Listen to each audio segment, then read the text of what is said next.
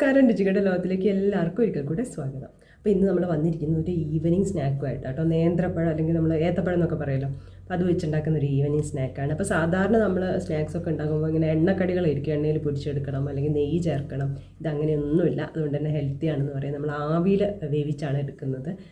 പിന്നെ ഇതുണ്ടാക്കുമ്പോൾ എനിക്ക് തോന്നിയത് നല്ല ഒരുപാട് പഴുത്ത പഴം ഉണ്ടാവില്ല, തൊലിയൊക്കെ കറുത്ത പഴം, അതിനെക്കാട്ടും കുറച്ചും കൂടെ ടേസ്റ്റ് കൂടുതലായിട്ട് തോന്നിയത് ഒരു മീഡിയം പഴുപ്പുള്ളതാണ്. അത് വിചാരിച്ചിട്ട് അത് വെച്ച് ഉണ്ടാക്കാം കേട്ടോ. ഒരു ടേസ്റ്റ് ഒരു ഡിഫറൻസ് ഉണ്ടാവും എന്നുള്ളതാണ്. പിന്നെന്താ, നമ്മുടെ ചാനലിൽ ഇതിനു മുമ്പ് ഒരുപാട് നേന്ത്രപ്പഴത്തിൻ്റെ റെസിപ്പീസ് ഇട്ടിട്ടുണ്ട് കേട്ടോ. സ്നാക്സൊക്കെ ഒരുപാട് ഇട്ടിട്ടുണ്ട്. അപ്പം അത് ഞാൻ ഐക്കാർഡിലും ഡിസ്ക്രിപ്ഷൻ ബോക്സിലൊക്കെ ആയിട്ട് കൊടുക്കാം, ഒന്ന് ചെക്ക് ചെയ്താൽ മതി, ഉണ്ടാക്കി നോക്കാമല്ലോ. അപ്പോൾ എന്തായാലും നമുക്ക് നോക്കാമല്ലോ എങ്ങനെയാണ് ഈ സ്നാക്സ് ഉണ്ടാക്കുന്നതെന്നും വേറെ എന്തൊക്കെ കാര്യങ്ങളാണ് നമുക്ക് ഇതിന് വേണ്ടതെന്നും. അപ്പോൾ ഈ ഒരു സ്നാക്ക് ഉണ്ടാക്കാനായിട്ട് നമ്മളിവിടെ 2 മീഡിയം സൈസുള്ള ഏത്തപ്പഴം, നേന്ത്രപ്പഴമാണ് എടുത്തിട്ടുള്ളത്. അപ്പോൾ ഇതിപ്പം എന്താ പറയുക, അത്യാവശ്യം പഴുത്തിട്ടുണ്ട്, ഒരുപാട് അങ്ങ് പഴുത്ത പഴമല്ല. അത് അങ്ങ് ഞാൻ നേരത്തെ പറഞ്ഞല്ലോ, അപ്പം ഒരുപാട് പഴുത്ത പഴത്തിനേക്കാളും കൂടുതൽ നല്ലത് ഒരു മീഡിയം പഴുപ്പുള്ളതായിരിക്കും. അപ്പോൾ ആദ്യം നമ്മൾ ചെയ്യാൻ പോകുന്നതെന്ന് വെച്ചാൽ എടുത്ത് വെച്ചിരിക്കുന്ന പഴം ഒന്ന് ആവി കയറ്റി എടുക്കുക എന്നുള്ളതാണ്. അപ്പം ഞാൻ ഇഡ്ഡലി തട്ടിലാണ് ആവി കയറ്റി എടുക്കുന്നത്. അപ്പോൾ ഇത് ആ പഴമൊക്കെ വേവിച്ചെടുത്തിട്ടുണ്ട്.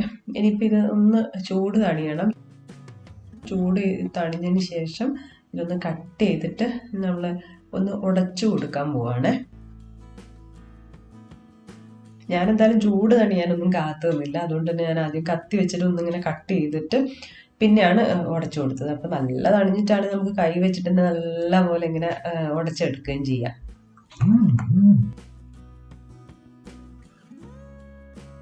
അപ്പോൾ പഴമൊക്കെ നല്ല പോലെ നമ്മൾ ഉടച്ചു കൊടുത്തിട്ടുണ്ട്. ഇനി നമ്മൾ ഇതിലേക്ക് 1/2 കപ്പ് വറുത്ത അരിപ്പൊടിയാണ് ചേർക്കുന്നത്. നമ്മൾ നൂൽപുട്ടിനും അതുപോലെ വെള്ളപ്പത്തിനും ഒക്കെ ഉപയോഗിക്കുന്ന അരിപ്പൊടി, അത് ചേർത്ത് കൊടുക്കാം. ഇനി നമ്മളൊരു 1/4 കപ്പ് പഞ്ചസാര ഒന്ന് പൊടിച്ചെടുക്കുകയാണ്.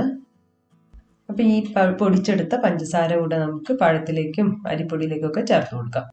ഇനി ഇതിലേക്ക് ആവശ്യമായിട്ടുള്ള അടുത്ത സാധനം എന്ന് പറഞ്ഞാൽ ചിരകിയ തേങ്ങയാണ്. അത് നമ്മളിവിടെ 1/4 കപ്പാണ് എടുക്കുന്നത്. കുറച്ചുകൂടിയൊക്കെ കൂട്ടിയിട്ട് നമുക്ക് എടുക്കാവുന്നതാണ്. അതും കൂടെ നമുക്ക് ചേർക്കാം. ഇതിലോട്ട് ഇനി ഒരു നുള്ളു ഉപ്പും കൂടെ ചേർത്തിട്ട് ജസ്റ്റ് കൈ വെച്ചിട്ട് ഒന്ന് മിക്സ് ചെയ്ത് കൊടുക്കണം. നന്നായിട്ടൊന്നും കുഴക്കുന്നില്ല, ഒന്ന് മിക്സ് ചെയ്തെടുക്കാം.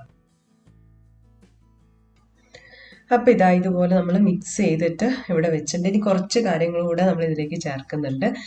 അണ്ടിപ്പരിപ്പാണ്, എത്ര അളവൊന്നുമില്ല, കുറച്ച് അണ്ടിപ്പരിപ്പ് കഷ്ണങ്ങളാക്കിയിട്ട് മുറിച്ചിട്ട് അത് ഇതിലോട്ട് ചേർത്ത് കൊടുക്കാം. അതുപോലെ നമ്മൾ 2 ഡേറ്റ്സ് ഈന്തപ്പഴം എടുത്തിട്ട് അത് ചെറുതായി കട്ട് ചെയ്തിട്ട് അതും കൂടെ നമ്മൾ ചേർക്കുന്നുണ്ട്. ഇനിയിപ്പോൾ ഇതില്ലാന്ന് വിചാരിച്ചിട്ട് കുഴപ്പമൊന്നുമില്ല, ചേർക്കണം നിർബന്ധമൊന്നുമില്ല. അതുപോലെ അണ്ടിപ്പരിപ്പും ചേർക്കണം എന്നൊന്നുമില്ല. പിന്നെ വേറെ എന്തെങ്കിലും ഡ്രൈ ഫ്രൂട്ട്സ് ഒക്കെ ഉണ്ടെങ്കിൽ അത് ചേർക്കുകയും ചെയ്യാം. ഒരു കാര്യം കൂടെ ചേർക്കുന്നുണ്ട്, ഏലക്ക പൊടിച്ചത് ഒരു 1/2 ടീസ്പൂൺ, അതും കൂടെ ചേർക്കും. അപ്പോൾ വേണ്ട കാര്യങ്ങളൊക്കെ നമ്മൾ ചേർത്ത് കഴിഞ്ഞിട്ടുണ്ട്. ഇനി ഇത് നല്ലപോലെ നമ്മൾ കുഴച്ചെടുക്കുകയാണ്. നമ്മൾ ചപ്പാത്തിക്കൊക്കെ കുഴക്കില്ലേ, അതുപോലെ നല്ലപോലെ കുഴക്കും.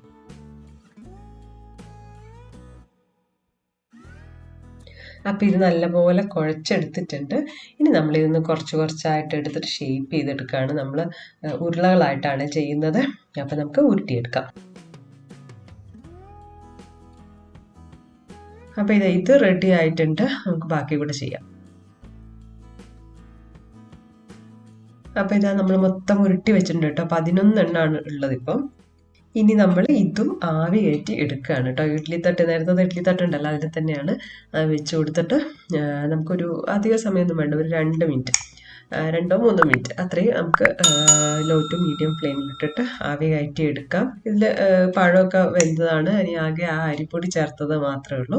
അപ്പോൾ നമുക്ക് ആവി കയറ്റി എടുക്കാം. അപ്പോൾ ഇതാ നമ്മൾ 2-3 മിനിറ്റ് നേരം ആവി കയറ്റി എടുത്തു.